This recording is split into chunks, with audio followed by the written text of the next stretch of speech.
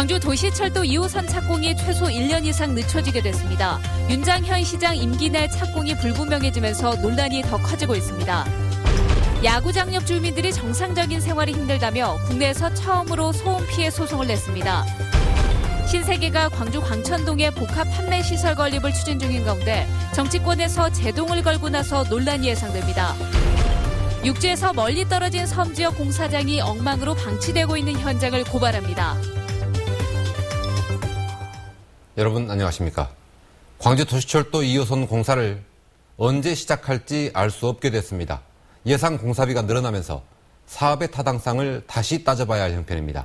그렇지 않아도 일정이 지연되고 있는데 이러다가 현 시장의 임기 중에 착공을 못할 수도 있습니다. 먼저 김인정 기자입니다. 기본 설계 용역이 95% 진행된 상황에서 지난 3월 중단된 광주 도시철도 2호선 건설 사업. 당초 계획했던 내년 말 착공은 물 건너갔고 최소한 1년 이상 늦춰지게 됐습니다. 2016년 말 착공 가능합니까? 현재로서는 어렵습니다. 언제쯤 착공이 가능합니까? 2007년 말 또는 2008년 초로. 원가 절감을 위한 설계 경제성 용역과 기본 설계 마무리, 실시 설계를 거쳐 착공까지 적어도 1년 6개월 이상이 걸리기 때문입니다. 문제는 착공 시기가 더 늦춰질 가능성도 크다는 겁니다. 용역 중단 당시 2호선 건설 예산 금액은 2조 3천억 원. 지상고가에서 저심도 공법으로 변경되면서 정부 승인액 2조 원보다 3천억 원을 초과했습니다. 논란이 되고 있는 푸른길 보존이나 급행선 운영 등 막대한 추가 비용은 빠져있는 계산입니다. 통상 사업비 초과액이 10%를 넘으면 예비 타당성 조사를 다시 받아야 하는데 이럴 경우 또 1년 이상 늦춰져 윤장현 시장 임기 내 착공은 사실상 불가능합니다. 사업비를 수반하는 것들이기 때문에 이러한 모든 것들을 검토를 하지 않고 그냥 가서는 아까 말씀하신 대로 이 사업 자체가 무산될 위에. 광주시는 원가를 절감하면 예비 타당성 조사를 다시 받지 않아도 되고 착공은 늦어지더라도 2025년 완공 시기는 맞추겠다고 밝혔지만 현실성이 떨어진다는 지적이 많습니다.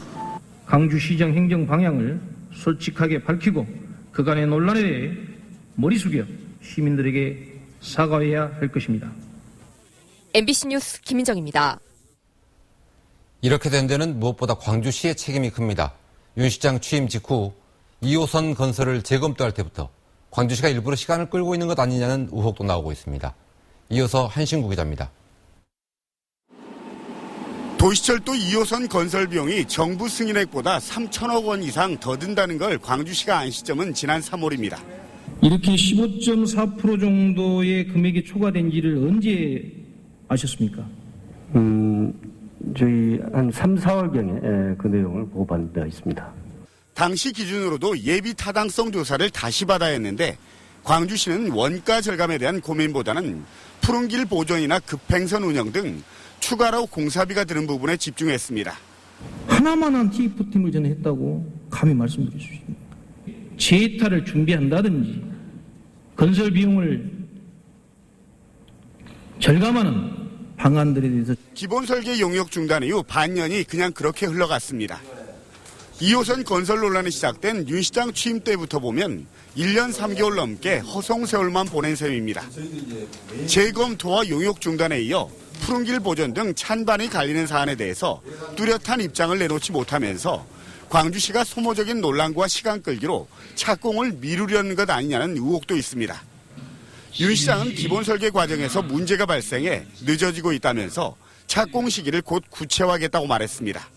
원가 절감을 할 수 있는 그런 방법들을 한다면은 저희들이 공기는 완공 시기는 완공 시점을 맞출 수 있도록. 광주시의 뜨뜻미지근한 대응 속에서 1년 3개월 넘게 불필요한 논란과 갈등이 반복되고 있습니다. MBC 뉴스 한신구입니다.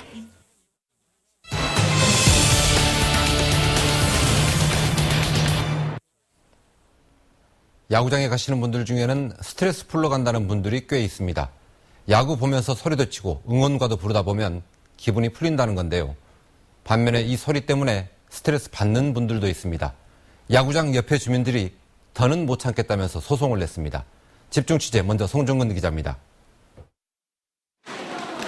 기아 타이거즈와 넥센 히어로즈의 16차전이 열리던 날 8,800명의 관중들이 홈팀인 기아 응원가를 부르며 열띤 응원을 합니다.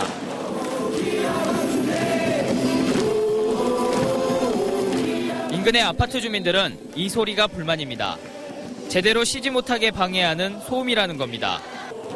야구장으로부터 가장 가까운 동이 100m 정도밖에 안 되는 이 아파트 주민들이 소음 피해가 극심하다며 시와 구단을 상대로 소송을 제기했습니다.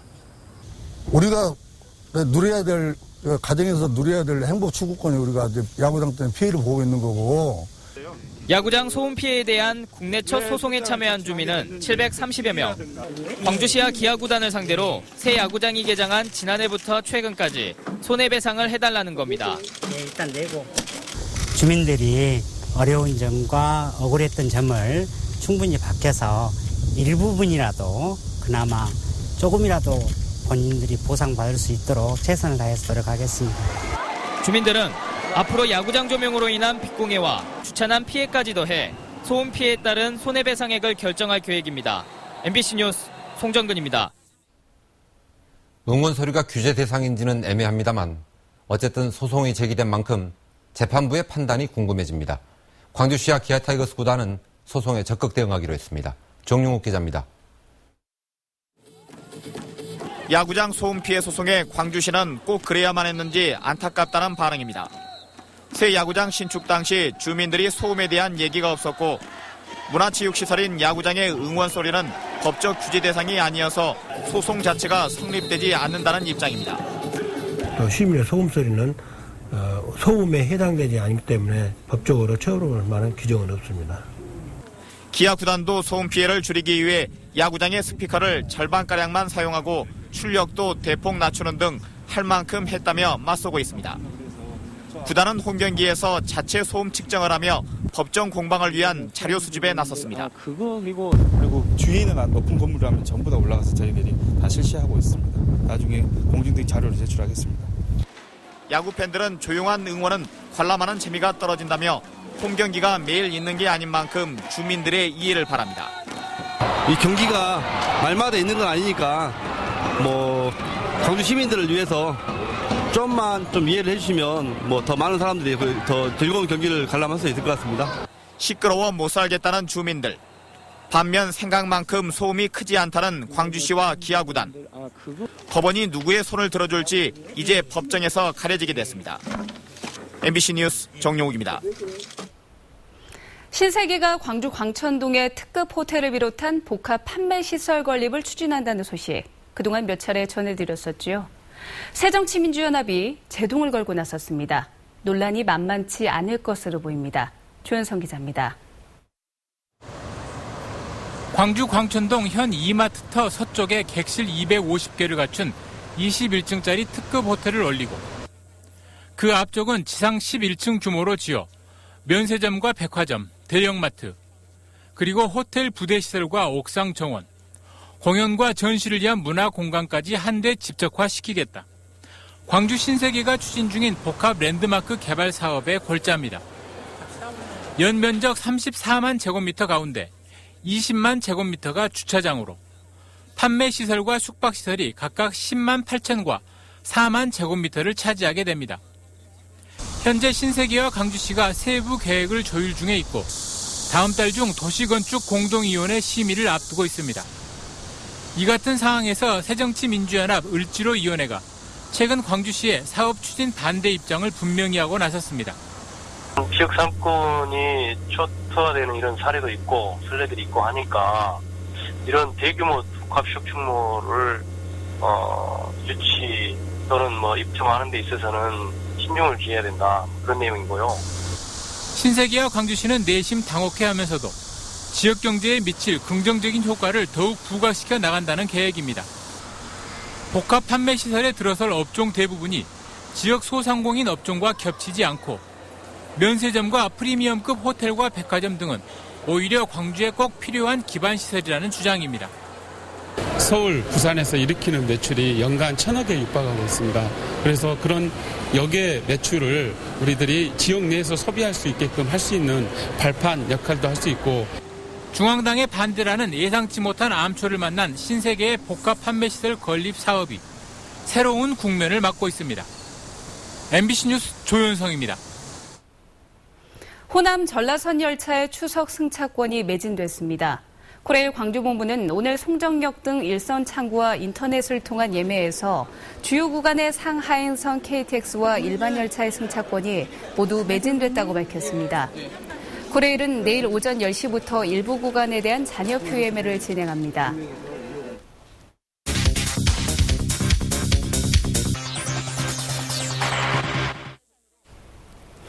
다도의 국립공원인 흑산도의 공사 작업장이 흉물처럼 방치돼 있지만 관리감독 당국은 손을 놓고 있습니다. 양현승 기자가 현장 취재했습니다. 수십 년간 흑산도와 홍도에서 방파제 등의 공사를 해왔던 한 건설업체의 현장 사무소입니다. 행정기록상 지난 1960년 단독주택 하나만 신고된 이곳에는 현재 콘크리트 구조의 건물과 조립식 건물 등이 세워져 있습니다. 페인트는 벗겨졌고 곳곳이 부서져 있습니다. 달력이 2010년 12월에 머물러 있는 방은 벽지가 뜯겨진 채 곰팡이만 피어 있습니다. 인력 대부분은 철수했습니다. 홍도항이라든지 여기도 쌍도 상파되는데 결국 한 이제 1년 전에 끝이 났지만 그때 사용을 다 했었죠. 인근에 쌓여있는 모래와 자갈 등 골재는 비산먼지를 막을 천막 하나 씌워지지 않은 채 잡초가 자라고 있습니다. 필수 시설인 세륜 세차 시설을 비롯해 살수차, 각종 장비들은 녹이 쓴 채 노출돼 있습니다. 축구장 3개 면적에 이르는 국유지와 군유지 2만 9천여 제곱미터를 공사자재 야적장으로 쓰도록 허가해준 신안군과 목포지방해양수산청은 관리감독에서 손을 놨습니다. 관광지 한복판에 흉물이 된 시설물 방치가 길어지면서 주민들 불만도 큽니다. 1년에 10만, 20만이 왔다 갔다 하는 이곳인데 그 손님들이 그쪽 앞으로 지나가다 보면 먼지도 많이 나고 또 지금 사무실로 썼던 현장 사무실이 거의 폐허가 되다시피 하고 있어서 해당 업체는 내년 이후에야 건물을 철거하고 야적장을 원상 복구할 계획. 상당수가 사유지인데다 관리감독의 손길마저 미치지 못하면서 다도의 국립공원, 흑산도의 흉물이 되고 있습니다. MBC 뉴스 양현승입니다. 스포츠였습니다.